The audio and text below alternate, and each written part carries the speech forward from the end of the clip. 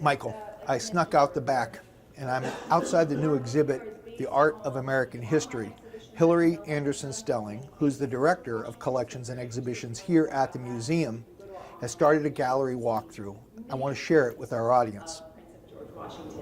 One of the reasons why we have so many prints of George Washington is the generosity of Dr. William and Mary Guyton. They gave us a collection that they had amassed in their lifetimes of well over, it's close to 700 images of George Washington of different types. This painting here, which shows George Washington's first meeting with Hamilton, is the title of the painting.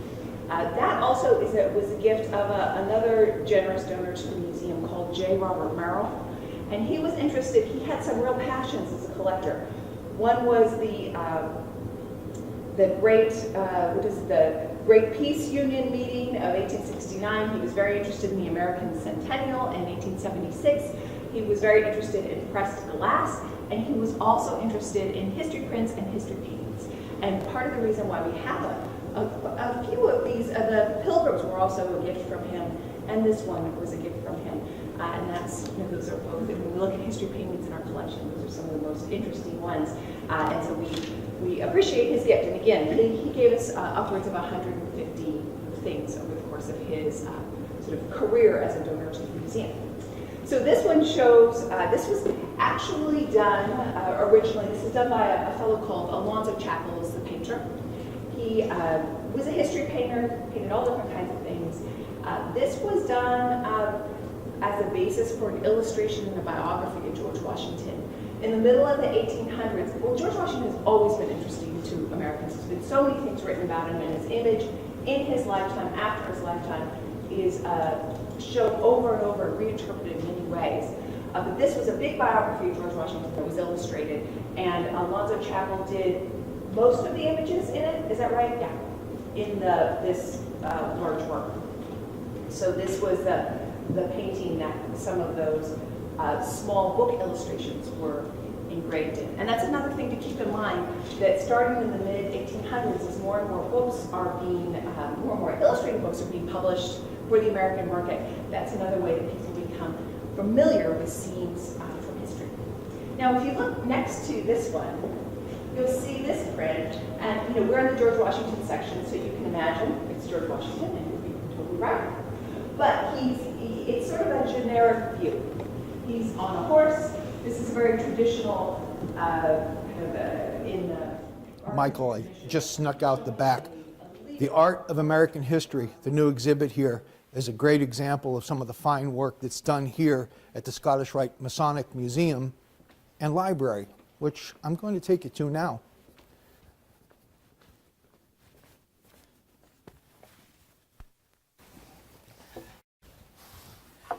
Hey, Michael. I'm over in the Gorden-Williams Library and Archives. I want to introduce you and our audience to Jeff Croteau, who's the director here. Jeff, how are you? Good. Hi, Jim. So with over 60,000 books and more than 2,000 cubic feet of archival materials, our Library and Archives is one of the premier repositories in the United States for the study of Freemasonry and fraternalism. And we also serve as the institutional archives of the Museum and the Supreme Council. The library collects, preserves, and provides access to materials related to Masonic, fraternal, and American history. We assist Masons, the general public, the scholarly community, museum staff, and Supreme Council staff. So how do you build a great collection like this? One of the answers is giving.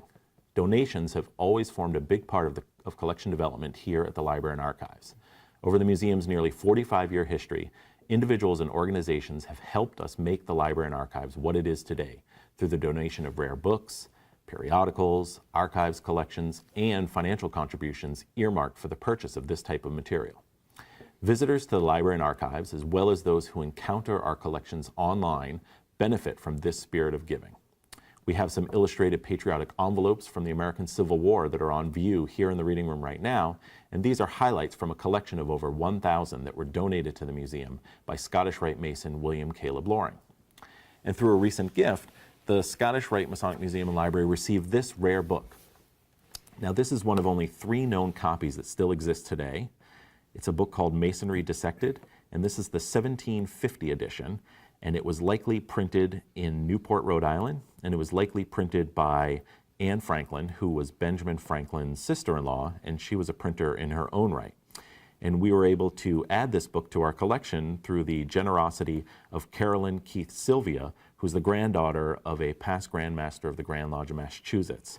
And I wrote a blog post about this on the museum's blog, so if people want to learn more about it, I encourage them to check out the museum's blog and to read more about this and a lot about the museum and library collections there. I wish we could let the viewers see this. I don't even want to touch it. It's so delicate, fragile, but it's also very cool.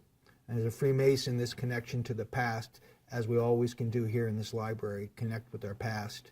It's just a very important part of what we do here in Lexington. So, is there anything else you wanted to share with us? I think the last thing I wanted to add, Jim, is just to say that if anyone's watching and they are interested in donating anything to the library and archives, I encourage them to give us a call or send us an email. We're happy to talk to anyone about any potential donations that they might have. That's great. Thank you for your time. Thanks a lot, Jim. All right, Jeff. I'm coming back. We're going to continue to tell the world and our viewers about the great institution here at the Museum and Library and all the other great charities that we're trying to support here on Giving Tuesday Telethon. See you in a minute, Michael.